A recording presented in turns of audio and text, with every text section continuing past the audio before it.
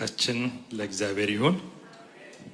ክብር ለታረደው በግ ለኢየሱስ ክርስቶስ ይሁን።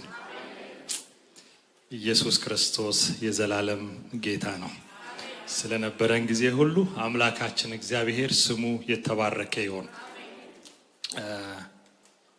ኢየሱስ ክርስቶስ ሕያው ነው። ስሙ ይባረክ። አንድ ሰው አንድ ምሳሌ ተናገረ። ስለ ኢየሱስ ክርስቶስ ሕያውነት ሲናገር አንደኛው ጥያቄ ሲያበዛበት አንድ ነገር አለው። ለምሳሌ ከሞት ለማምለጥ ፈልገህ እየሮጥክ የሆነ መንታ መንገድ ላይ ብትቆም ሁለት ሰዎች ቢያጋጥሙ አንዱ የሞተ አንዱ ሕያው የሆነ ሰው ቢኖር የትኛውን ነው የምትጠይቀው አለው። የትኛውን ነው የምትጠይቁት እናንተ? የትኛውን? ሕያውን ነው አይደል? የሞተውማ ሞቷል። ሁሉም ሞተው ከመቃብር በታች ናቸው። ኢየሱስ ክርስቶስ ብቻ ሕያው ነው።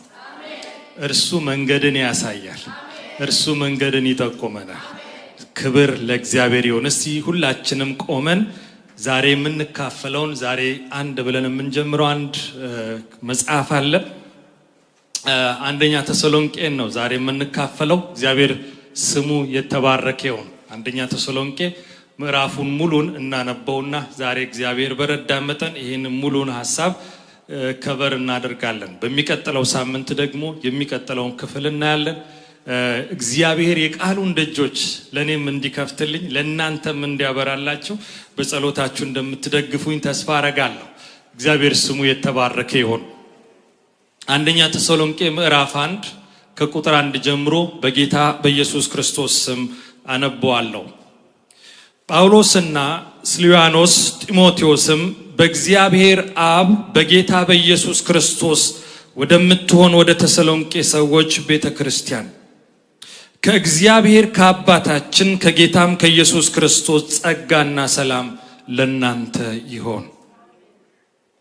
በጸሎታችን ጊዜ ስለናንተ ስናስብ የእምነታችሁን ሥራ የፍቅራችሁንም ድካም በጌታችንም በኢየሱስ ክርስቶስ ያለውን ተስፋችሁን መጽናት በአምላካችንና በአባታችን ፊት ሳናቋርጥ እያሰብን እግዚአብሔርን ሁል ጊዜ በሁላችሁ ምክንያት እናመሰግናለን። በእግዚአብሔር የምትወደዱ ወንድሞች ሆይ እንደተመረጣችሁ አውቀናልና። ምን እንዳላችሁ? ጮኩ እንደቀነሳችሁ። እግዚአብሔር ስሙ የተባረከ ይሁን። እንደተመረጣችሁ አውቀናልና ወንጌላችን በኃይልና በመንፈስ ቅዱስ በብዙ መረዳትም እንጂ በቃል ብቻ ወደ እናንተ አልመጣምና በእናንተ ዘንድ ስለናንተ እንዴት እንደነበርን ታውቃላችሁ። ደግሞ እናንተ ቃሉን በብዙ መከራ ከመንፈስ ቅዱስ ደስታ ጋር ተቀበላችሁ። እኛንና ጌታን የምትመስሉ ሆናችሁ። ስለዚህ በመቄዶንያ በአክያ ላሉ ምዕመናን ሁሉ ምሳሌ ሆናችኋል። ከናንተ ወጥቶ የጌታ ቃል በመቄዶንያ በአክያ ብቻ አልተሰማምና ነገር ግን ምንም እንድናደርግ እስከማያስፈልግ ድረስ በእግዚአብሔር ዘንድ የሚሆን እምነታችሁ በሁሉ ስፍራ ተወርቷል። እነርሱ ራሳቸው ወደ እናንተ መግባታችን እንዴት እንደነበረ ስለኛ ይናገራሉና ለሕያውና ለእውነተኛ አምላክ ታገለግሉ ዘንድ ከሙታንም ያስነሳውን ልጁን እርሱንም ኢየሱስን ከሚመጣው ቁጣ የሚያድንን ከሰማይ ትጠብቁ ዘንድ ከጣዖቶች ወደ እግዚአብሔር እንዴት ዘወር እንዳላችሁ ይናገራሉ። ዋው! እግዚአብሔር ስሙ የተባረከ ይሁን። እስቲ እንጸልይ እንደዚሁ እንደቆምን። ጌታ ሆይ ስለ ሕያው ቃልህ እናመሰግንሃለን። ከወርቅ ይልቅ ስለነጠረው ቃልህ በመከራ ውስጥ አልፎ ዛሬ ላይ እግዚአብሔር አባቴ በእኛም ሕይወት ተጽዕኖ እንዲፈጥር በእጃችን ስላለው ስለዚህ ስለ ሕያው ቃልህ እናመሰግናለን። ጌታ ሆይ በመካከላችን ቃልህ ብቻ መንፈስህ ብቻ ባለስልጣን ነው። አንተም የምትናገረንን እንሰማለን። መስማት ብቻ አይደለም የምንኖርበትንም ጸጋ አብረን እንጠይቃለን። እግዚአብሔር አባት ሆይ በፍጹም ግልጽነት ቃልህን ወደ ሕዝብ ማድረስ እንድችል ቅዱሱ መንፈስ ይርዳኝ። ጌታ ሆይ ያ ሕያው የሆነው መንፈስ ዛሬም በሐዋርያት ዘመን ይሰራ የነበረው መንፈስ ዛሬም በቅዱሳን መካከል በእኔና በቅዱሳን መካከል ሆኖ ያ መንፈስ እንዲያገለግለን ለመን። ጸጋ በሙላት ይገለጥ በኢየሱስ ክርስቶስ ስም። ሁኔታዎቻችንን ሁሉ እየዘለለ ቃልህ ወደ ልባችን ይምጣ። ይህንን ስለምታደርግ እናመሰግናለን። ክብር ሁሉ ተጠቅልሎ ላንተ ይሆን፣ አሜን። እንቀመጣለን። እግዚአብሔር ስሙ የተባረከ ይሁን። እህታችን ጽዮን እንኳንም ወደ ቤትሽ ተመለሽ። ከረጅም ጊዜ በኋላ ነው ያየንሽ፣ ከአንድ 10 ዓመት ካልተሳሳት። እግዚአብሔር ስሙ የተባረከ ይሁን። እንኳንም በቤቱ ዳግመኛ ተገናኘን። እግዚአብሔር ስሙ የተባረከ ይሁን። እንዳለ የተሰሎንቄን መጽሐፍ የማያቋርጥ እድገት በሚል እናየዋለን። ምን አልኩኝ? የማያቋርጥ እድገት። እግዚአብሔር ስሙ የተባረከ ይሁን። ወደ መሃል ገባ እያልኩኝ ሲሄድ ለአንዳንድ ክፍሎች ርዕስ እየሰጠንበት እንማርበታለን። አሁን አይ ቲንክ ወደ ጎልማሳነት እያደግኩ ነው መሰለኝ። ብዙ መጽሐፍት ላይ ትኩረት እንዳደርግ ውስጤ ግድ ይለኛል። እግዚአብሔር ስሙ ይባረክ። ከዚህም የተነሳ አንዳንድ ጊዜ በእጃችን ያሉትን ሙሉን የመጽሐፉን ሐሳብ መረዳት ሪሊ ህይወታችን ኮንክሪት የሆነ የጸና መሰረት ላይ እንዲቆም ምክንያት ይሆነናል። ስለዚህም መጽሐፍትን ሌሎችም በዚህ ስፍራ ቆማችሁ የምታገለግሉ ሰዎች የእግዚአብሔርን ቃል ሙሉን ሐሳብ ለማግኘት መጽሐፍትን ብናገለግል ብዙም አብረን እናድጋለን፣ እንታነጻለን። ወደሚቀጥለው ምዕራፍም አብረን ለመሻገር እድሉን ይሰጠናል። እግዚአብሔር ስሙ የተባረከ ይሁን። እንግዲህ ባነበብነው ክፍል ላይ ተሰሎንቄ የምትባለው ከተማ በግሪክ ሰሜናዊ አውራጃ የመቅዶኒያ ዋና ከተማ እንደሆነች ታሪክ ያትትልናል። ጳውሎስ በሁለተኛው የሐዋርያዊ ጉዞ ወደ ተሰሎንቄ እንደሄደ በሐዋርያት ሥራ ምዕራፍ 17 ላይ የዚች ቤተክርስቲያን አመሰራረቷ እዛ ስፍራ ላይ በደንብ ግልጽ ሆኖ መጽሐፍ ቅዱስ ይነግረናል። ክፍሉን እንደው ለማስረጃ ያክል ለማቅረብ በሐዋርያት ሥራ ምዕራፍ 17 ከቁጥር 1 ጀምሮ እኔ ከ2 ጀምሮ አነባለሁ። ጳውሎስ እንደ ልማዱ ወደ እነርሱ ገባ። ወደ ተሰሎንቄ ገባ። ይህንን ምክንያት አለኝ የማነብበት። 3 ሰንበትም ይላል። በጣም ትገረማላችሁ። ራሳችንንም ደግሞ እንድንታዘብ የሚሆን ነገር እዚህ ጋር እናያለን። እነዚህ የተሰሎንቄ ክርስቲያኖች ይሄ ጠንከር ያለ መልእክት የሚላክላቸው የ3 ሳምንት ክርስቲያኖች ናቸው። ሐዋርያው ጳውሎስ 3 ሳምንት ነው ምን ያላቸው ያገለገላቸው። እግዚአብሔር ስሙ የተባረከ ይሁን። 3 ሰንበትን ያክል ከነርሱ ጋር ከመጽሐፍት እየጠቀሰ ይናገር ነበረ። ሲተረጉምም ክርስቶስ መከራ እንዲቀበልና ከሙታን እንዲነሳ ይገባው ዘንድ እያስረዳ ይህ እኔ የምሰብክላችሁ ኢየሱስ እርሱ ክርስቶስ ነው ይል ነበረ። ከነርሱም አንዳንዶቹ ተረድተው ከሚያመልኩትም ከግሪክ ሰዎች ብዙ ከከበሩትም ሴቶች ጥቂቶች ያይደሉ ከጳውሎስና ከሲላስ ጋራ ምን አሉ? ተባበሩ። እዚህ ጋር ነው ቤተክርስቲያኒቱ የተጀመረችው። ወደ ምኩራብ እንደ ልማዱ የመጀመሪያው ጉዞ ወደ ፊልጵስዩስ ነው። እዛ ከሄደ በኋላ በብዙ መከራ ውስጥ ሐዋርያው ጳውሎስ ወንጌልን ከሰበከ በኋላ መከራን ከተቀበለ በኋላ የሁለተኛው ጉዞ ወደ ተሰሎንቄ ነበረ። ወደ ተሰሎንቄ እንደገቡ ወደ ምኩራብ ገብተው ወንጌልን ምን ይሉ ጀመረ? ይሰብኩ ጀመረ። ከዛም ጥቂት ያይደሉ ብዙዎች እነ ጳውሎስና ሲላስ በሚሰብኩት ወንጌል ምን አሉ? ልባቸው ተማረከ። እግዚአብሔር ስሙ የተባረከ ይሁን።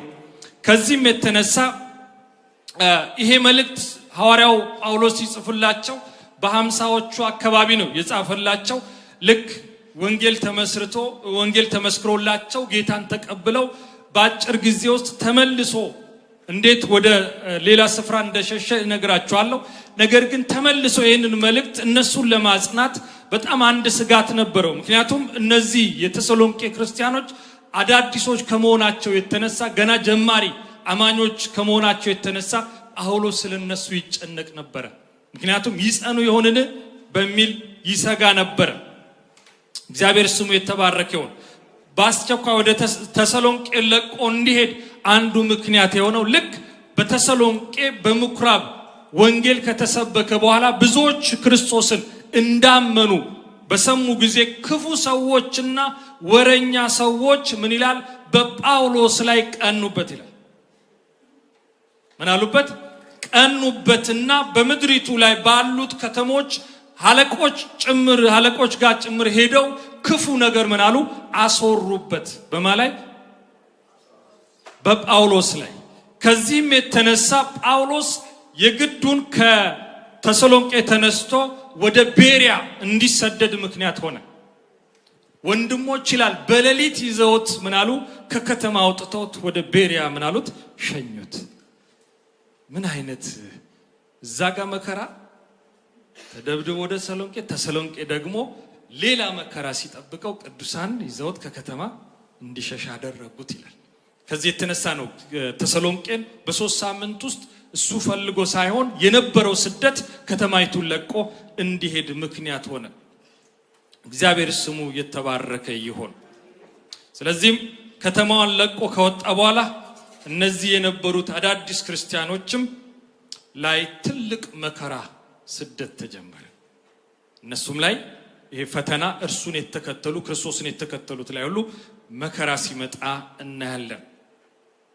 ክብር ለታረደው በግ ለኢየሱስ ክርስቶስ ይሁን። ከዚህም በተጨማሪ ጳውሎስ በተሰሎንቄ አይሁድም አረማውያንም ብዙ ጠላቶችን ከወንጌል የተነሳ ጠላቶችን አፍርቶ ነበረ። ምክንያቱም እነሱ ኋላ ላይ እመጣበታለሁ እቺ ተሰሎንቄ የምትባለው ከተማ ብዙ ጊዜ ጳውሎስ ፎከስ አድርጎ ለወንጌል ስራው የሚጠቀምበት እነዚህ ዋና ከተማዎች በጣም በአንድ ጊዜ ወንጌል ወደ ገጠር እንዲገባ ሴንተር የሆኑ ስትራቴጂክ የሆኑ ቦታዎችን ነው ምን የሚለው የሚጠቀመው። እግዚአብሔር ስሙ የተባረከ ይሁን። ከደረሰበት የሐሰት ክስ ምክንያት ይሄድን ለማስተባበልም ጭምር መልእክቱን ሲጠቀምበት እናያለን። ስለዚህም ሐዋርያው ጳውሎስ በዚህ መልእክቱ ጠላቶቹን ሲሞግትም እናያለን። እነዚህ ያሳደዱትን ምንድነው አንዱ ውሸት ያወሩበት በዛን ዘመን አሁን በዘመኑ እንዳሉት ነቢያት ከከተማ ወደ ከተማ እየሄዱ ብዙዎችን ገንዘብ ይበዘብዙ ነበር። ጳውሎስም ከነሱ እንዳንዱ ነው ብለው ነበር ያስወሩበት እንጂ እውነተኛ አይደለም፣ ሐሰተኛ ነው። ሌላ ደግሞ አንዱ ክሳቸው ምን ነበረ?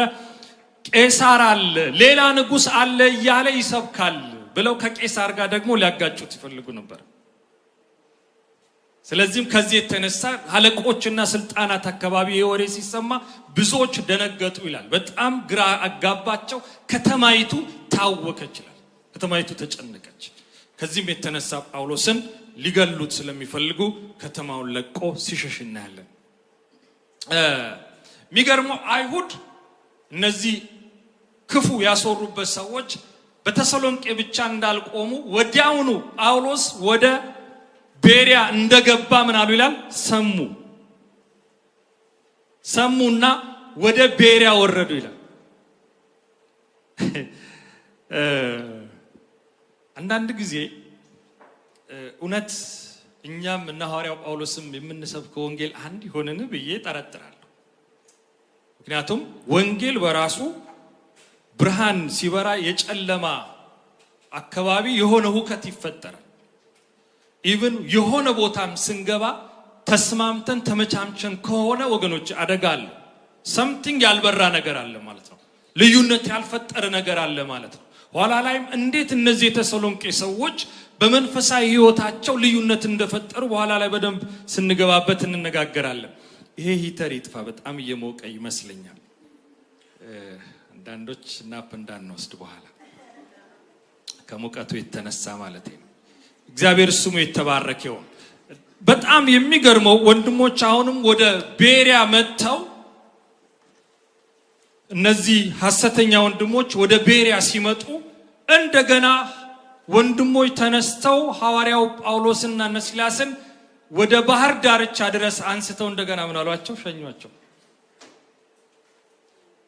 ወንጌል ዝም ብሎ ድንገት ወደ እጃችን አልገባም። አባቶቻችን ዋጋ ከፍሎበት። ዛሬ እጃችን ላይ ያሉት መልእክቶች ወገኖች አይቅለሉብን። አንዳንዶች በህይወትና በሞት መካከል ሆነው ነው ይህንን እውነት ወደኛ ያስተላለፉት።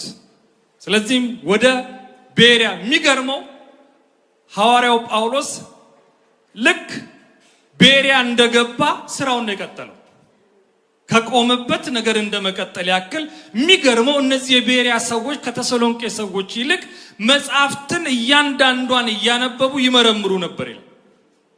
እየመረመሩ ይሄ እውነት ይሆንን እያሉ መጽሐፍትን በክርስቶስም ያምኑ ነበር። ብዙዎቹ ደግሞ በክርስቶስ ምን አሉ? አመኑ። እንደ ቤሪያ ሰዎች መጽሐፍትን መመርመር ይሆንልን፣ ቁጭ ብሎ ማጥናት ይሆንልን ወገኖች። የሚገርመው ብዙዎቹ በዚህ ወንጌል እንዳመኑ ከዛ ደግሞ ሲመጡበት ወደ አቴና ሸሽ። ዋው! እግዚአብሔር ስሙ የተባረከ ይሁን። እንደዚህ አይነት አባቶች ይብዙልን። አሜን። ከዚህም በኋላ የሚገርመው እቺ የተሰሎንቄ ከተማ እንደው የከተማዋን ትንሽ ታሪካዊ ዳራ ሲባል የኋላ ታሪክ ማለት ነው። ሌላ ምንም የኋላ ታሪኳ ምንድነው? እቺ የተሰሎንቄ ከግሪክ ከተሞች በሁለተኛ ደረጃ በህዝብ ብዛት በዛን ዘመን ከ200,000 ሰው በላይ የሚኖርባት ከተማ ነበረች። እቺ ከተማ በጣም የኢንዱስትሪና የንግድ ማዕከል ነበረች። በጣም ብዙ እንቅስቃሴ የሚደረግበት። ለዚህም ነው ጳውሎስ እንደዚህ አይነት ቦታዎችን ኤፌሶን ጋር ስትሄዱ ሌሎች ቦታም ሞር እነዚህ አንዳንድ ጊዜ የሰው ብዛት የሁኔታዎች መመቻቸት ለወንጌል ስርጭት ጥሩ አጋጣሚዎች ናቸው። እንደዚህ አይነት አጋጣሚዎችን እንድንጠቀምበት ኢንካሬጅ አደርጋችኋለሁ።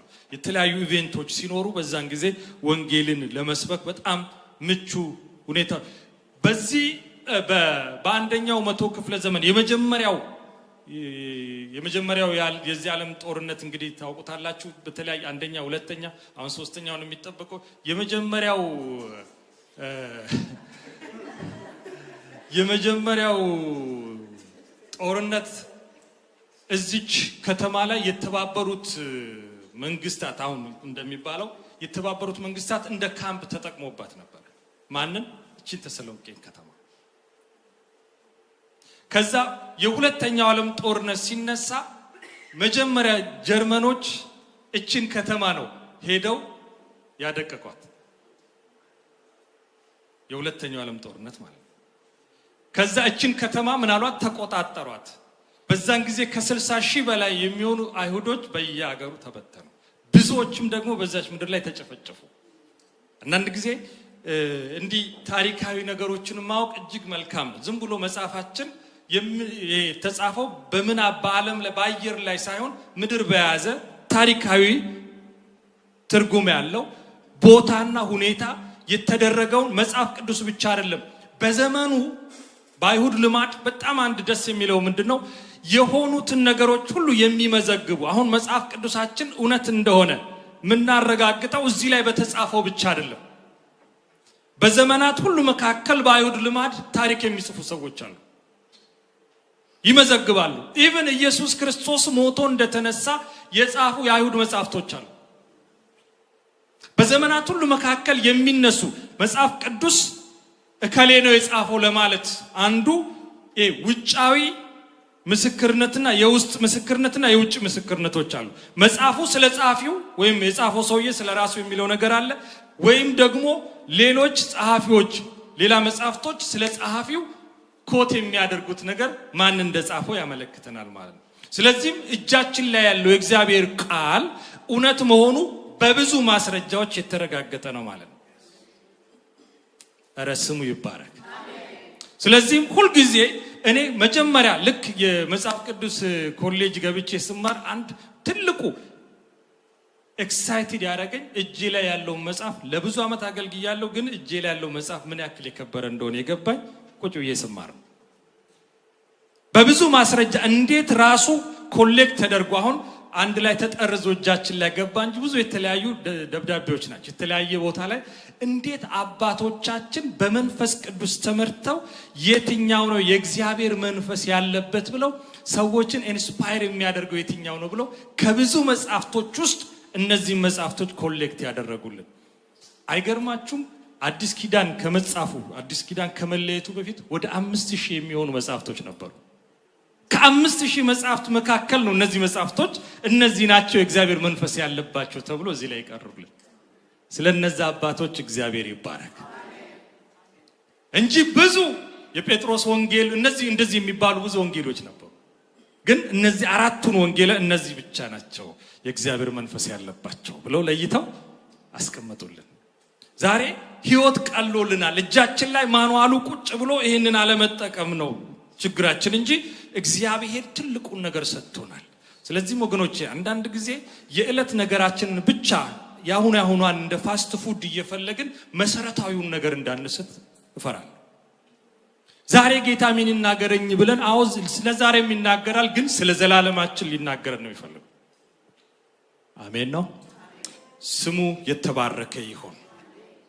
ስለዚህም እቺ የተሰሎንቄ ከተማ የመጀመሪያ ስሟ ተርማ ነበር። ስሟ ተርማ ትባል ነበር።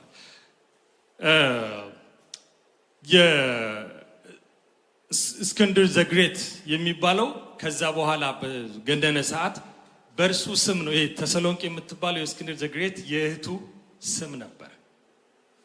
ከጊዜ በኋላ ነው ስሟ ምን ያለው በዚህ ሰው ስም የተቀየረው። ኦኬ እንግዲህ ስለዚህ ስለ ተሰሎንቄ ይሄንን ያልካወቅን ቸርቿ እንዴት እንደተመሰረተች እቺን ያክል ትንሽ እንግዲህ መንደርደሪያውን ነው የሰጠዋችሁ። እናንተ ደግሞ ሞር ዲግ አድርጉ፣ አንብቡ። አሁን ብዙ ኦፖርቹኒቲዎች አሉ ወገኖቼ። አንዳንድ ጊዜ አንድ ቦታ መሰንበት ጥሩ አይደለም፣ የጤነኝነት ምልክት አይደለም። ለዚህ ነው ሐዋርያው ጳውሎስ በጣም በሚገርም ሁኔታ ሌሎቹን አብያተ ክርስቲያናቶች ሁሉ እየወቀሰ ነው ምን የሚላቸው መልእክት የሚልክላቸው። ተሰሎንቄ ጋር ሲመጣ ግን አፕሪሺየት ያደርግና ያለን እንደውም የቆሮንቶስ ሰው ክርስቲያኖች ምን ይላቸው፣ አሁን እኮ እናንተ አስተማሪ መሆን ሲገባችሁ ገና አሁንም ምን ትላላችሁ? ጡጦ ትጠባላችሁ፣ ሕፃናት ናችሁ። ስለዚህም እኔ አጥንት ስጋ ይዤ መጥቼ ነበረ፣ ግን ሳያችሁ ገና ወተት ላይ ናችሁ። ወተት ምን አልኳችሁ? ጋትኳችሁ ይላችሁ። ወተት አጠባዋችሁ አለ። ጋትኳችሁ ማለት ወተቱንም ለመጠጣት አቅም የላቸው። ልጅ ወተት አልጠጣም ሲል የግድ አፍንጫው ተይዞ ይጋታል ሰርቫይቭ እንዲያደርግ። ምግብ ወደ አይደለ እንዴ? እናቶች ይረዱኛል በዚህ። የግዱን ምን ያህል ይጋታል። ለምን? ሰርቫይቭ እንዲያደርግ ሆድ ውስጥ የሆነች ነገር እንድትኖር። አንዳንድ ጊዜ አሁን በዚህ ዘመን ወንጌልን መስበክ ልክ ወተትን የመጋት ያክል ነው። ሰው በጣም ከባድ ነው። የሆነ የሚፈልጋት ነገር አለች። ፒክ ልክ እንደ ብፌ ኦችን ፈልጋለሁ። እቺ ወገኖች የእግዚአብሔር ቃል ከመጣ በመንፈስ ከሆነን ይሄና ይሄ የምንለው ነገር የለም። የእግዚአብሔር ቃል ንጹህ ነው። የእግዚአብሔር ቃል ወገኖቼ በበላን ልክ እንጠነክራለን። ክብር ለታረደው በግ ለኢየሱስ ክርስቶስ ይሁን። የሚገርመው በዚህ ዘመንም ያቺ ተሰሎንቄ ከተማ ብዙ ከተሞች ጠፍቷል። ያቺ ተሰሎንቄ ከተማ ስቲል አለች። በምን ሁኔታ ውስጥ አላውቅም። ስለዚህም እግዚአብሔር ስሙ የተባረከ ይሁን። ስለዚህም ሐዋርያው ጳውሎስ ይሄንን ዛሬ የምናየውን ክፍል እግዚአብሔርን የሚያስመሰግን ሕይወትና አገልግሎት በሚል ርዕስ ነው እንድናየው የምፈልገው። እግዚአብሔርን ምን የሚል የሚያስመሰግን ሕይወትና አገልግሎት። ሐዋርያው ጳውሎስ የመልእክቱን ጅማሬ ሲጀምር ከጌታ ከኢየሱስ ክርስቶስ ጸጋና ሰላም ለእናንተ ይሁን በማለት ነው መልእክቱን የሚጀምረው። የኢየሱስ ክርስቶስ ጸጋና ሰላም ለእናንተ ይሁን። ቁጥር ምዕራፍ 1 ቁጥር 2 እስከ 3 ሐዋርያው ጳውሎስ ስለ ተሰሎንቄ ሰዎች 3 መሰረታዊ ነገሮችን በጣም ኢንስፓየር ያደረገውን ነገር ስለነሱ መሰረታዊ ያወቋቸውን ነገሮች ኮት አድርጎ አስምሮበት ሲጽፍላቸው እናያለን። በመጀመሪያ ደረጃ ምን ይላቸዋል? አንደኛ በእምነታቸው ምክንያት እንዴት እንደሚሰሩ ማለትም የእምነታቸው ውጤት የሆነውን ስራቸውን ያስታውሳቸዋል። እነዚህ ሰዎች ማመን ብቻ አይደለም፣ እምነታቸው በስራ የተገለጠ ነበር። አሜን። አመኑ ብቻ ሳይሆን ያመኑትን እየኖሩት እየሰሩ እምነታቸው በስራ ተገልጦ አካል ይዞ ይታይ ነበር። የእግዚአብሔር ቃል በያዕቆብ 2:13-17 ላይ ሲናገር ስራ የሌለው እምነት ቢኖር በራሱ ምን ያለ ነው? እስቲ ተናገሩት።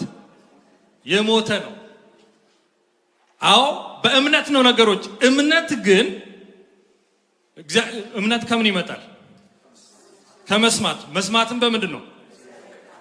ያ የሰማነው የእግዚአብሔር ቃል ያመንነው የእግዚአብሔር ቃል እንድንሆነው የሚያደርገን ነገር አለ እንጂ አመንኩ ብቻ የምንለው ሳይሆን ሐዋርያው ለዚህ እኮ ነው ያዕቆብ ኦኬ አምናለሁ አልክ፣ ካመንክ ስራህን ያሳይ። አሁን እንዲህ እያልን ነው። የሚያጸድቅ ስራ የለም፣ ግን የጽድቅ ስራ አለ። ግልጽ ነው። በእምነት ጸድቅ ያለው አዎ ጸድቅ ያለው፣ ግን እምነት አካል የሚይዝበት ጊዜ አለ። እምነት በስራ ይገለጣል። ይሄንን ነው የሚላቸው።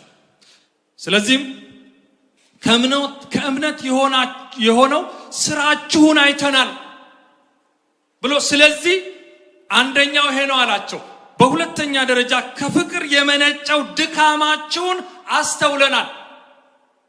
እግዚአብሔር ስሙ የተባረከ ይሁን። ድካማቸው ስለ ፍቅር ሲያስቡ ምንጩ ጥረታቸው ልፋታቸው ከምን የተነሳ ነው? ከክርስቶስ ፍቅር የተነሳ ከዛ የመነጨውን ምናችሁን ፍቅራችሁን አይተናል። እነዚህ ሁለተኛ። በሶስተኛ ደረጃ የሚላቸው በጌታችን በኢየሱስ ክርስቶስ ላይ ያላችሁን ተስፋ ከዚህም የተነሳ የተገኘውን ጽናታችሁን በአምላካችንና በአባታችን ፊት እናስባለን። ሃሌሉያ። አሁን ሐዋርያው ጳውሎስ በብዙ መልእክቶቹ ላይ እነዚህን 3 ነገሮችን በሐዋርያት በአንደኛ ቆሮንቶስ ምዕራፍ 13 ላይ ምንድነው የሚለው? እነዚህ እንደዚህ ከሆነ ይላል እምነት፣ ተስፋ፣ ፍቅር እነዚህ ጸንተው ሲተናገሩት። አሁን ሐዋርያው ጳውሎስ በተሰሎንቄ ቅዱሳን መካከል ያያቸው እነዚህ 3 መሰረት ፒላሮች ናቸው። እነዚህ ዋና ነገሮች ናቸው። እነዚህም 3ቱ ነገሮች እምነት፣ ፍቅርና ምን ተስፋ። ስለነዚህ ስለ 3ቱ ነገሮች ሐዋርያው በጣም ተደንቆ እነዚህን ነገሮች ከእምነት ከፍቅር የመነጨውን የእምነት ስራችሁን ምን ብለናል? አይተናል። ይኸውላችሁ እምነት በስራ እንደሚገለጥ ሁሉ ፍቅርም በስራ ይገለጣል። ወዳለሁ ቢላችሁ ሰው ምን ዋጋ? ዝም ብሎ አይነን ነገር ይለናል። ዝም ብሎ ወድሻለሁ ምናምን። ዋናው ፍቅር እንጀራ ይሆናል እንዴ አለች አንዷ። ምንድነው? ይገለጣል ማለት ነው፣ ይናገራል ማለት ነው። ስለዚህ እነዚህ 3 ነገሮችን አስጠንቅቆ ይነግራቸዋል። በእናንተ መካከል ምን አይቻለሁ? እምነት አይቻለሁ። በእናንተ መካከል ምን አይቻለሁ? ፍቅርን አይቻለሁ። በእናንተ መካከል ምን አይቻለሁ? የጸና ተስፋ። እግዚአብሔር ስሙ የተባረከ ይሁን። ወገኖቼ እምነታችን ከተመታ፣ ፍቅር ካጣን፣ ተስፋ ከሌለን ክርስትናችን በድን ነው፣ ምንም ነው። የቸርች አባል ልንሆን እንችላለን፣ ቁጥር ልንጨምር እንችላለን። ነገር ግን እነዚህ ነገሮች ህይወታችንን ነው አቅጣጫ የሚያሳዩት። ኢየሱስ ክርስቶስ የዘላለም ጌታ ነው። ለዚህ ነው እምነት፣ ተስፋ፣ ፍቅር እነዚህ ጸንተው ይኖራሉ። አሁን ጳውሎስ አንዱ ለማመስገን ምክንያት የሆነው እነዚህ ዋና የሚባሉትን ነገሮች ቤት አይቷል። በተሰሎንቄ ቅዱሳን መካከል አይቷል። እግዚአብሔር ስሙ የተባረከ ይሁን። የተሰሎንቄ አማኞች ለጳውሎስ እግዚአብሔርን ለማመስገኛ ምክንያት ሆነውታል።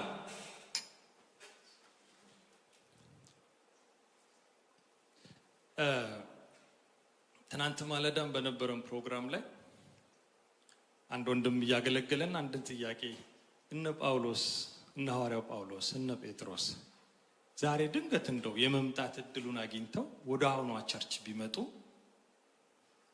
ምን ይሉናል ብሎ ሲጠይቅ ነበር። ምን ይሉናል?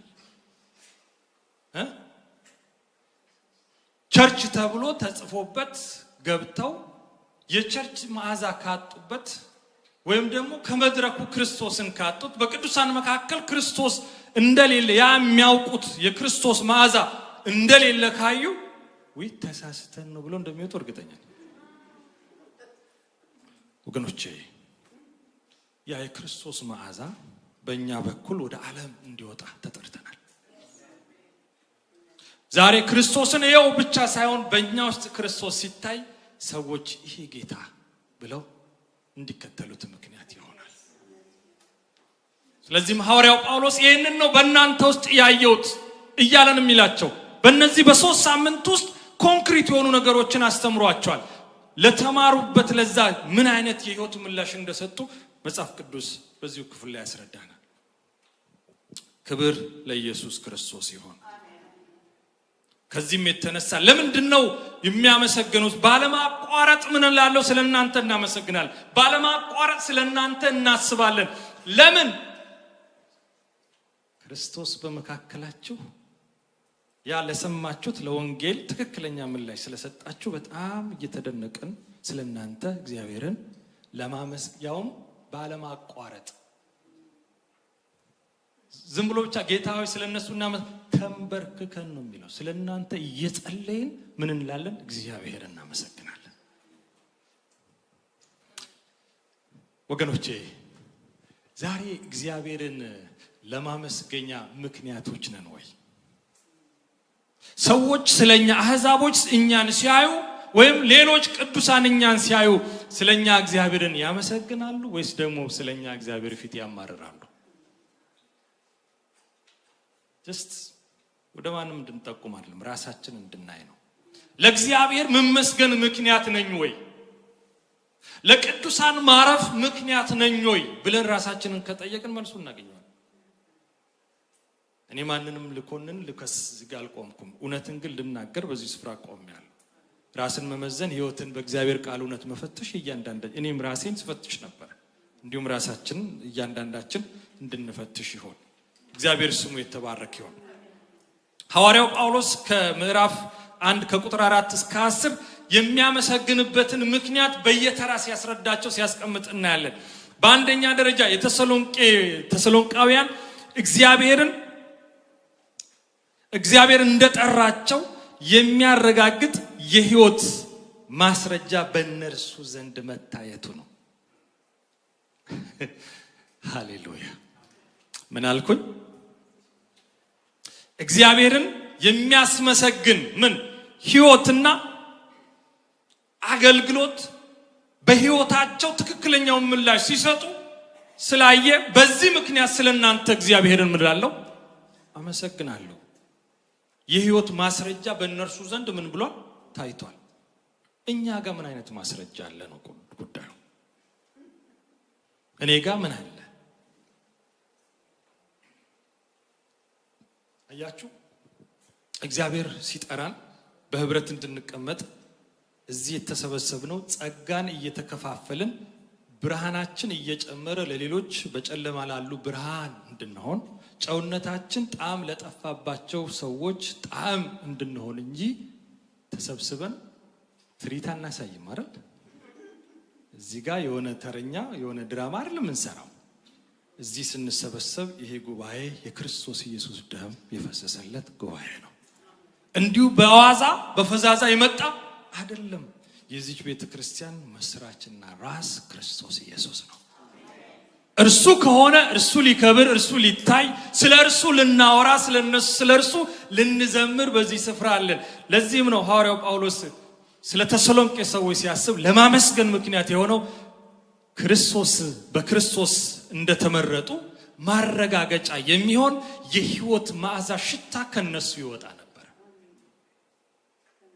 ሌላው በሁለተኛ ደረጃ የማመስገኛው ምክንያት የእግዚአብሔር ኃይልና የመንፈስ ቅዱስ ሥራ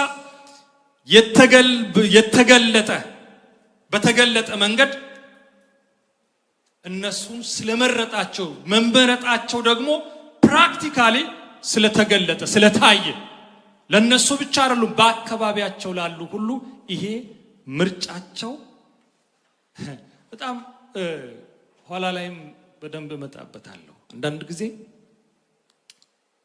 የእግዚአብሔርን ቃል ስንናገር በሰው ጥበብና በሚያባብል ቃል በሚያማምሩ ቃላቶች በተሸከኑ ቃላቶች መናገር ጉዳይ ሳይሆን ኃይልን የመግለጥ ጉዳይ ነው።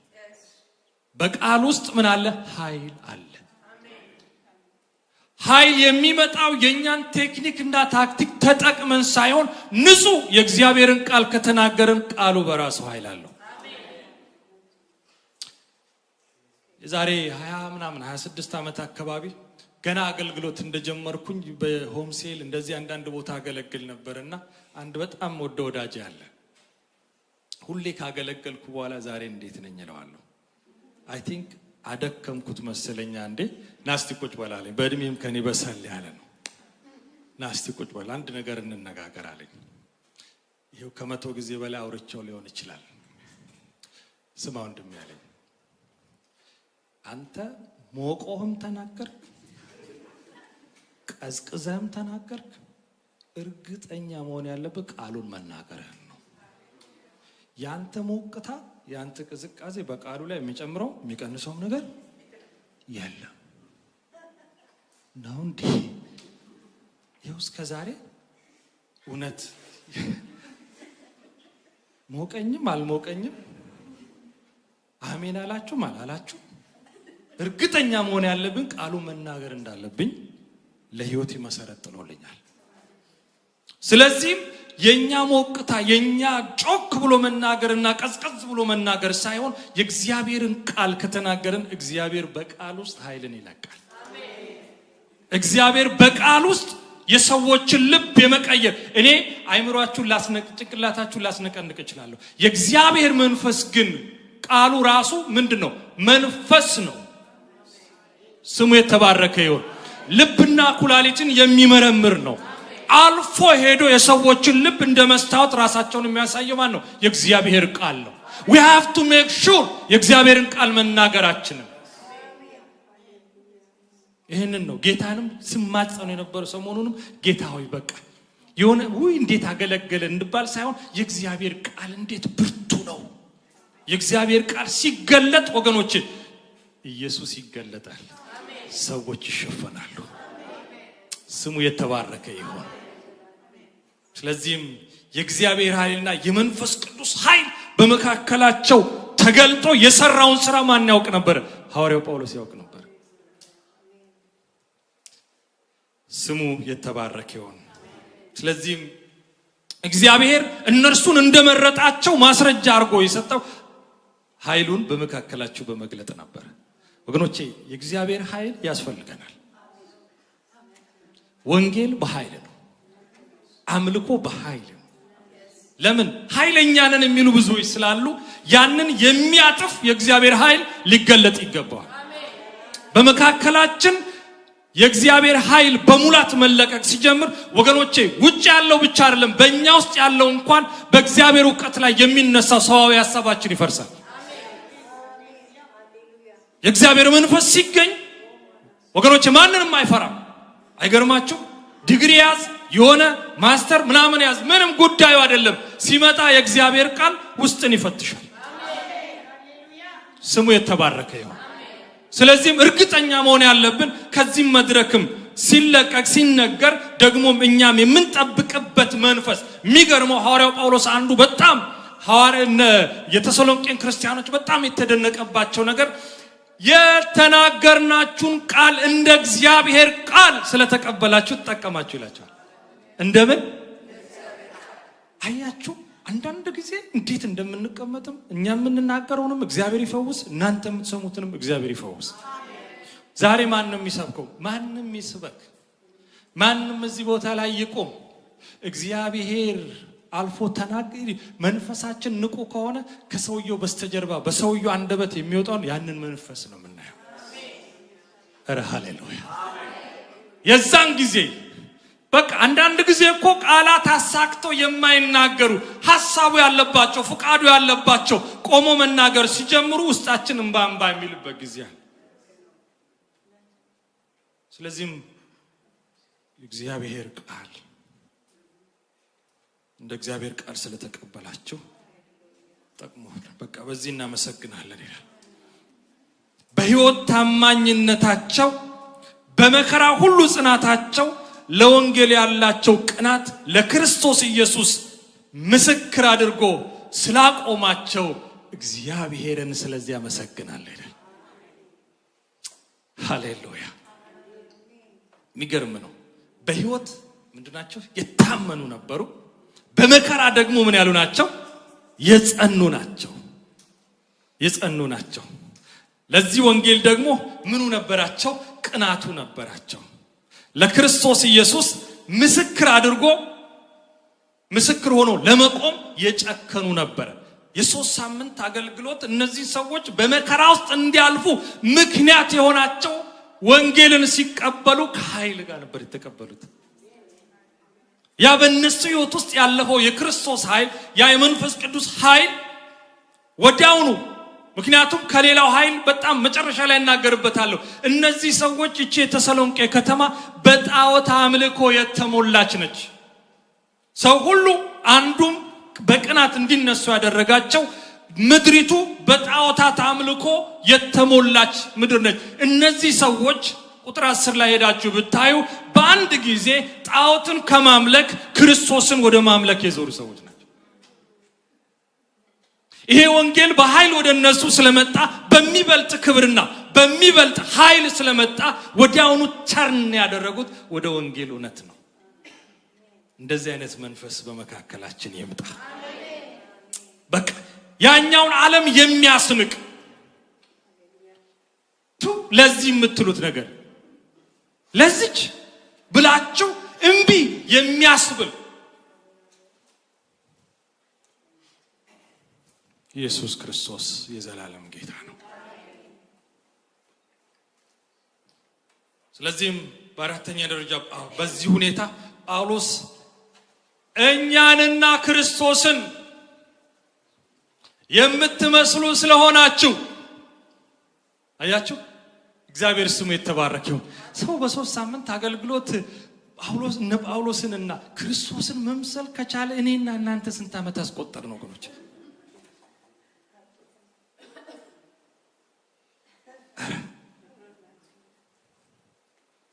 እስቲ በስመ አብ በሉ።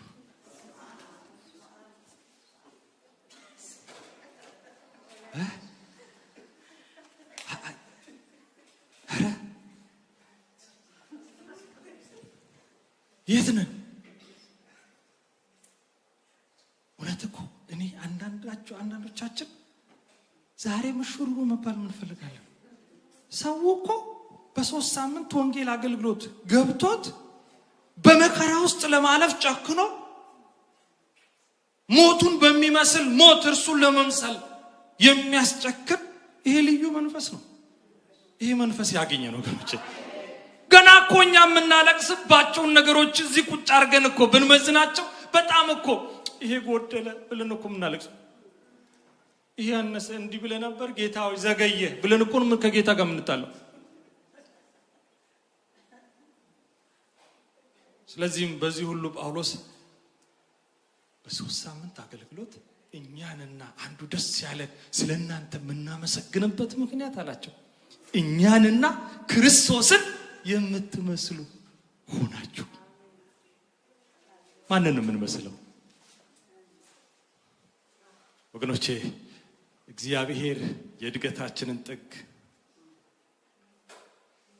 የእድገታችንን ልክ ማን እንዳረገው ታውቃላችሁ? ጌታ ኢየሱስን ነው። ምን አለ? ራስ ወደ ሆነው ወደ ክርስቶስ ምን በሉ እደጉ። ወደ ፓስተሩ አትደጉ፣ ወደ ዘማሪው አትደጉ፣ ወደ ጎናችሁ ወዳለው ሰው አትደጉ። ወገኖቼ ካደጋችሁ ራስ ወደ ሆነው ወደ ክርስቶስ። ለምን እንደሆነ ታውቃላችሁ? በቃ አደግን ብለን ልክ ወደ ክርስቶስ ሙላት ስንገባ እርሱን አይተን ራሳችንን ስናይ ሁሌ በጉድለት እናየዋለን። ውይ ይሄ ይቀረኛል፣ ጌታ ሆይ አሁንም ጸጋህን አብዛልኝ እንላለን። ነገር ግን ወደ ጎን ካደግን አንድ እውነት ልንገራችሁ፣ እዛም ሰፈር እኛ ጋር ያለ ጉድ አለ። እኛ ጋር ያለው ድካም እንደውም እጥፍ ካለ እንጽናናለን። ለካ እኔ ብቻ አይደለሁም፣ ይሄ በአገር የመጣ ነው። ምን ይደረግ፣ ስጋ ደካማ ነው። ይሄ ስህተት ትምህርት ነው፣ ወጋው። ምክንያቱም በዓለም ካለው በእኛ ያለው ብርቱ ከሆነ ለሚበረታው እየተማረክን፣ አዎ ድካም አለ፣ ነገር ግን የሚያበረታ የእግዚአብሔር መንፈስ በእኛ አለ። ዓለምን እንድንንቅ የሚያደርግ የእግዚአብሔር መንፈስ በእኛ አለ። የተሻለውን እንድንመርጥ የሚያደርግ የተሰጠን ይሄ ቅዱሱ መንፈስ በእኛ አለ። ስሙ የተባረከ ይሁን። ስለዚህም በቃ ጳውሎስ በጣም የተደነቀው እነዚህ ሰዎች መለስ ብሎ እነ ጢሞቴዎስን ነው ልኮ ይህንን ኢንፎርሜሽን ይህን ዘገባ ያመጣልን። የሚገርም ነው አለ። ምንድነው? ስለናንተ ወሬ ሰምተን ተደነቅን አለ። ምንድነው ያስደነቀን? ቁርጥ እኛን ነው የሚመስሉት፣ በሕይወት እኛን ነው የሚመስሉት። እኛን እንደሚያረገን ወንጌል እያደረጋቸው ነው አለ። ሃሌሉያ። እኛን ሞት እየጠበቀን ወደ ሞት እንደምንሄድ እነሱም ጨክነዋል አለ። ወገኖቼ ይሄ የክርስቶስ እውነት ሲገባብን ማንንም አንመስልም፣ ኢየሱስን እንመስላለን። እርሱን እየመሰልን እያብለጨለጭን ነው የሚለው እኮ አይደል? ሰሞኑን ይሄ የሚያብለጨልጭ የሚለው ነገር ሲገባኝ አልኩኝ። የሆነ ቦታ ላይ ማብለጭለጭ ታውቃላችሁ? እስቲ ፀሐይ ላይ አድርጌ መስታወት አይናችሁ ላይ ባረግ ምንድን ነው የምታደርጉት? ነው አይደል የምትሉት? አብለጨል። ለዛኛው ዓለም እንደዛ እናብለጨልጫለን ማለት ነው። በሙሉ አይናቸው እንዳያዩን ይሆናል ማለት ነው። አረ ሃሌሉያ። እየጨመረ የሚሄድ ነገር በህይወታችን ሲመጣ ሌሎች ሊያዩን እንኳን አይደለም ተባበሩን ሊሉ እንኳንም አይደለም የነሱን የኃጢአት ግብዣ ወደኛ ሊያመጡ በሙሉ አይናቸው እስከማያዩ ድረስ የእግዚአብሔር ክብር በእኛ መገለጥ ጀመረ። ይህንን ነው መጽሐፍ ቅዱስ የሚለው። እኛንና ክርስቶስን የምትመስሉ ስለሆናችሁ ስለእናንተ እግዚአብሔርን እናመሰግናለን። ሃሌሉያ። ሌላው ከዚህ የተነሳ በመቅዶንያ በአኪያ ሁሉ ላሉት ምን ሆናችኋል? ቁጥር 8 ላይ ምሳሌ ሆናችኋል፣ አርያ ሆናችኋል። ኧረ አቤኔዘሮች እዛ እኮ ላሉት ውጪ ብዙዎች እኮ እኛን የሚጠብቁ እኮ አሉ። ምሳሌነታችን አቤኔዘር ቸርች ስትታሰብ ምንድን ነው የሚታሰበው? እነዚህ ሰዎች እኮ የተሰሎንቄ ቅዱሳን ከራሳቸው ከአካባቢያቸው ተጽዕኖ አልፈው ከከተማ ውጪ ላሉት ምን ሆነዋል? ምሳሌ ሆነዋል፣ ሞዴል ሆነዋል። የሚገርም ነው ብለው ስለነሱ ያወራሉ። አይገርምም? ከጣዖት ዞረው ክርስቶስን የሚመስሉ ሆነዋል። መከራን እንኳን ለመቀበል ምን ብለዋል? ጨክነዋል ብለው ስለነሱ እየተደነቁ ያወራሉ። ስለኛ እንዴት ነው? ጎረቤቶቻችን ምን ይላሉ? መስሪያ ቤታችን አካባቢ ምን ይላሉ? ከጣሪያችን በታች የትዳር ጓደኞቻችን ምን ይላሉ? ልጆቻችን ምን ይላሉ? ስለዚህም ራሳችሁን ሞግቱት ወገኖቼ። የክርስቶስ መዓዛ በእናንተ አልፎ ለሌላው ብርሃን እንዲሆን እኔ ናፍቆቴም ረሃቤም ይሄ ነው። ወገኖቼ በርትተን የእግዚአብሔርን ፊት ከፈለግን አጥብቀን ከቃሉ ጋራ ከተጣበቅን አጥብቀን ዋና ነገራችን ቃሉና መንፈሱን ካደረግን ልዩነት የሚፈጥረው መንፈስ ያገኘናል። እኛ ስለራሳችን ሳናወራ የሚያወራ ነገር የሚናገር ነገር ወደ አደባባይ ይወጣል። ስለዚህም እያንዳንዳችን የቤት ስራችንን እንስራ ማለት ነው። ወደ ቸርች ከምንመጣበት ሞቲቭ ጭምር ለምንድን ነው ቸርች የሚሄደው? እኔ አሁን ሁሌ ራሴን ሞግቷል። ለምንድን ነው መድረክ ላይ ቆሜ የምናገረው? ምን አለኝ የማቀብለው ነገር? ምን አለኝ የምሰጠው ነገር? ወይስ ተራ ነው የምሸፍነው ከቨር ላረግ ነው? ወይስ ደግሞ የሆነ የሚቆረስ ነገር ሰጥቼ እመጣለሁ? ምጤያ ነው ወገኖቼ። ሁላችንም እናመጥ። ምን ይጠበቅብኛል ብለን አሳይመንታችንን እንስራ። እነዚህ የተሰሎንቄ ሰዎች ይህንን አሳይመንታቸውን በደንብ ሰርተዋል። እኛ ይወራልን ብለው አይደለም ግን ይወራላቸዋል። ብርሃን እኮ አሸፈንም ይበራል። ብርሃን እስቲ ይበራል።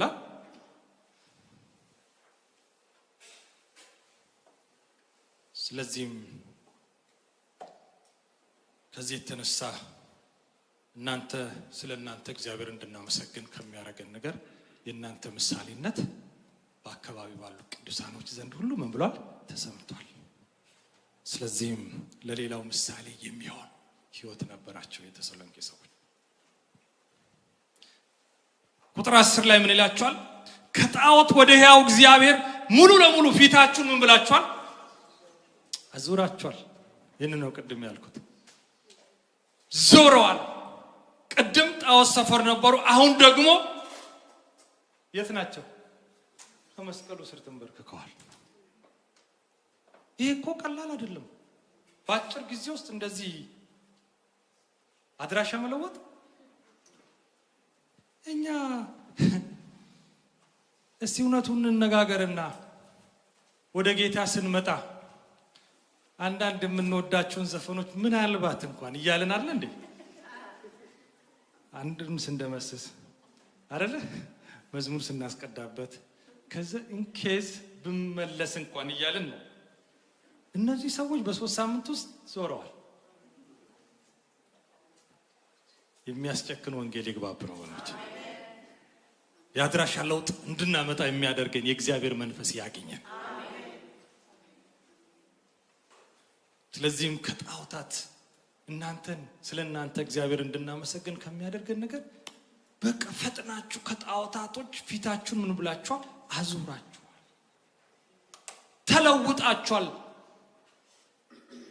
ገና እኮ ቤት ውስጥ ያሉ ለጣዖታቶች የተቀመጡ ነገሮች ተጠርገው ሳያልቁ እነሱ ጠርገው ወደ ፊታቸው ወደ እርሱ አዙረዋል። ኢየሱስ ክርስቶስ የዘላለም ጌታ ነው። ይሄ ሁሉ ይላቸዋል። ለምንድን ነው ይህንን ሁሉ ያደረጉት? ለሁለት መሰረታዊ ነገሮች ናቸው ወገኖቼ። ለኛም እነዚህ ነገሮች ይሆኑልን። አንደኛ ሕያው የሆነውን እግዚአብሔርን ለማገልገል ነው ይላቸዋል። እግዚአብሔርን ለምን ለማለት ለማገልገል። በሁለተኛ ደረጃ የልጁን የኢየሱስ ክርስቶስን ተመልሶ መምጣት ለመጠባበቅ ነው። ኢየሱስ ይመጣል። አሜን ወገኖቼ። ቆይ ትንሽ ቆይ የሚል ሰው አለ? ቺቺን ነገር እስከፈጽም ግድ የለም እዛ የተሻለ አለ። ክብር ለታረደው በግ ለኢየሱስ ይሁን። ከዚህም የተነሳ በእምነት በፍቅርና በተስፋ እንዲያድጉ ምን ይላቸዋል?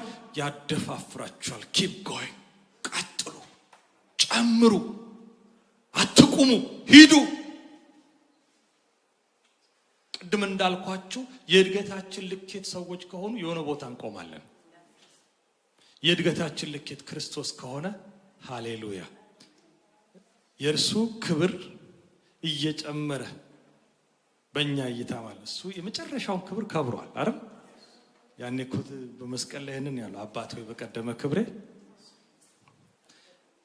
የዚህ ዓለም ሰዎች ናቸው ተሰብስበው ሰዎች ባከበሯቸው ልክ ክቡር የሚባሉት። ኢየሱስን መጀመሪያም ስናገኘው ከብሮን ያገኘነው።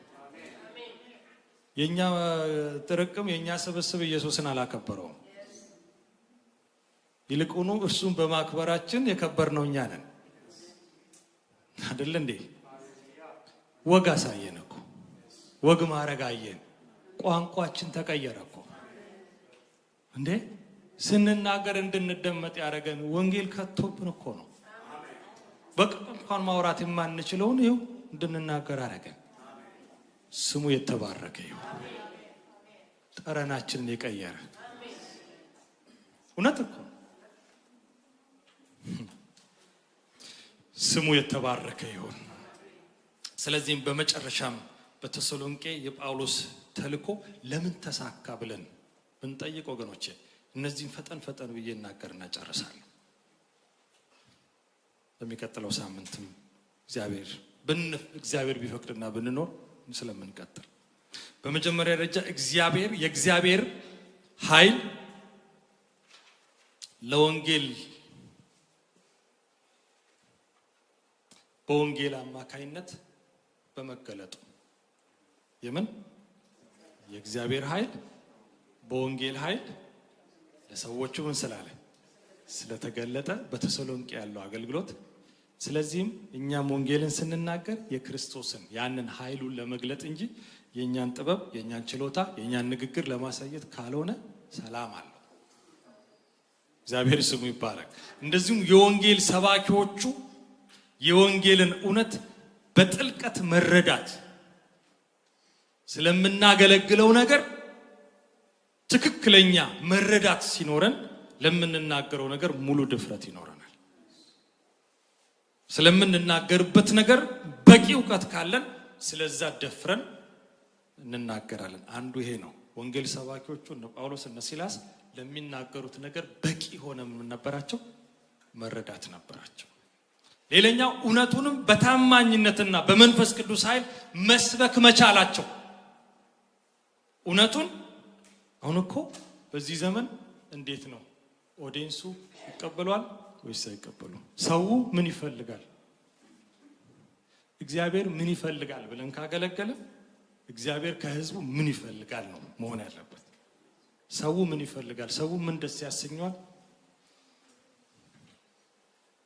ያ ያዋጣ ማለት ነው።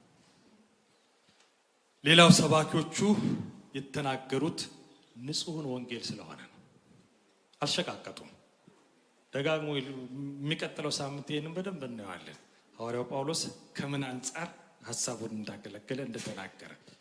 ሌላው የተሰሎንቄ ሰዎች የሰባኪዎቹን ቃል እንደ እግዚአብሔር ቃል አድርገው በመቀበላቸው። ወገኖች ወደ እግዚአብሔር ቤት ስንመጣ ጸልየን እንምጣ። እግዚአብሔር አገልጋዩንም እንዲጠቀምበት እኛም ደግሞ ሰምተን የምንለወጥበትን እውነት እግዚአብሔር እንዲያቀብለን ልንጸልይ ይገባል።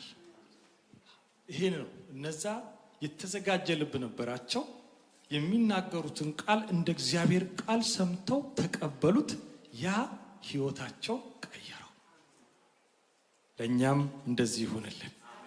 በመጨረሻም አገልጋዮቹም በአርአያነት በምሳሌነት እነርሱን ስላገለገሏቸው እኔን አትይ አላሉም። እኛንና ክርስቶስን የምትመስሉ አይደል? እኛም መታየት አለብን ማለት ነው። የምንናገረው እንኖረዋለን ወይስ አንኖረው? ዋናው እሱ ማየት ነው። መጀመሪያ አንተን አይቶ ነው ወደ ክርስቶስ። አሜን። እኛን የሚያመት ከኛ ሲጨርሱ ነው ወደ ውስጥ ሲገቡ ክርስቶስ በእኛ እንዳለ ሲያውቁ ልዩነት የፈጠረው ማን ነው ይላሉ? ክርስቶስ ነው ይላሉ።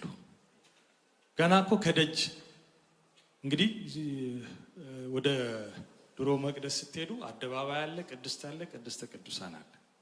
አንዳንዱ አደባባይ ላይ የሚያውን አይቶ ነው ወደ ቅድስት የሚገባው። ቅድስቱን ካየ በኋላ ወደ ቅድስተ ቅዱሳን አይደለ? ስለዚህም አደባባይ ነገራችን ካላማረ ወደ ቅድስት ሰዎች ላይ መጡ ይችላሉ። አደባባይ ማለት ፊዚካሊ የምናየው ቴክኒካሊ ካለባበስ ከንግግር ከምናምን ጭምር ማለት ነው። ውስጥ ወደ ቅድስት ደግሞ የነፍሳችንን እውቀት ስንገልጥ የምንናገረው ንግግራችን ከእግዚአብሔር ቃል፣ ይሄ ቅድስት ደግሞ የቅድስት ቅዱሳኑ ደግሞ የውስጥ ነገራችን መንፈሳዊ ነገር ገልጠን ስንናገር። እግዚአብሔር ስሙ ይባረክ። የሰማነውን በልቦናችን ያሳደረልን። ተነስተን እንጸልይ።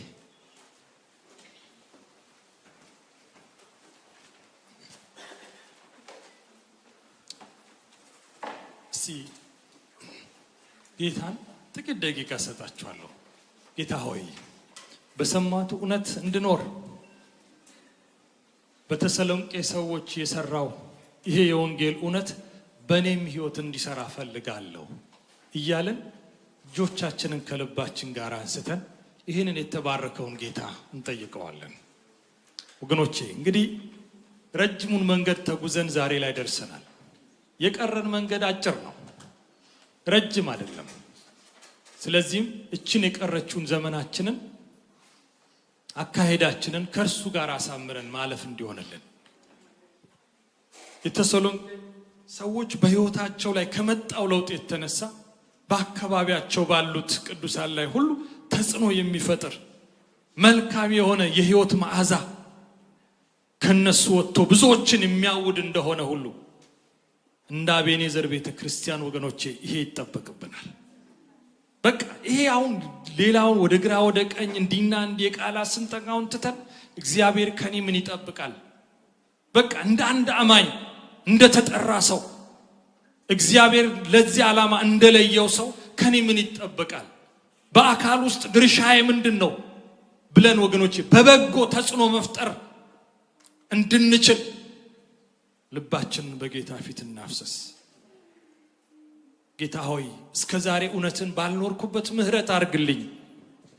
ብዙ ዘመን በቤት አስቆጥሬያለሁ። ዛሬ ግን ምህረት አድርግልኝና ከዛሬ አስጀምረኝ በሉት። እግዚአብሔር የምህረት አምላክ ነው፣ የሚራራ አምላክ ነው። እግዚአብሔር እንደገና እድል የሚሰጥ አምላክ ነው። እንደ ቆይታችን እንደ እድሜያችን ብስለታችን ባይሆን ዛሬ እግዚአብሔር አንድ ብሎ በህይወታችን ታሪክ ሊጀምር ይወዳል። ኦ ሃሌሉያ! ጌታ ሆይ እርዳኝ በሉት። መንፈስ ቅዱስ ሆይ እርዳኝ፣ ጸጋን አብዛልኝ። ይህንን እውነት መኖር እፈልጋለሁ፣ ካንተ ጋር መስማማት እፈልጋለሁ። ቀሪ ዘመኔን በፊት እንዳማረልኝ እንዲያልቅልኝ እፈልጋለሁ። እርዳኝ በሉት። ይረዳል፣ ያግዛል፣ ይደግፋል። ብዙ ጊዜ ሞክራችሁ አቅቷችሁ ይሆናል ወገኖቼ። ዛሬ ጌታ በምህረቱ ሊደግፈን እነዛ ደጋግ እጆቹ ሊይዙን በመካከላችን አለ። ሊያጠፋን አልመጣም፣ በህይወት ሊያስቀጥለን ነው። ቃሉን ሲልክ እግዚአብሔር እንደገና እድል እየሰጠን ነው። ኦ ሃሌሉያ! ጌታ ሆይ እርዳኝ በሉት። አንተን ለማመስገኛ ምክንያት አድርገኝ። በዙሪያ ያሉት አንተን እንዲያመሰግኑ የምስጋና ነዶ በፊት እንዲመጣ ጌታ ሆይ እርዳኝ በሉት። በቃ በህይወቴ ታይ፣ ስሜ በስም ውስጥ ይሰወርልኝ። ሰዎች ስለኔ ሲያስቡ አንተን ያስቡ። ወገኖቼ ሁላችንም የሆነ ቦታ እስትንፋሳችን ትቆማለች። ግን እስከምትቆም ድረስ ለእግዚአብሔር ክብር፣ ለእርሱ ክብር፣ ለመንግስቱ መስፋት ምክንያት ሆኖ ማለፍ ምንኛ መታደል ነው። ሃሌሉያ ሃሌሉያ። የስ መንፈስ ቅዱስ የክብር አምላክ እርዳን።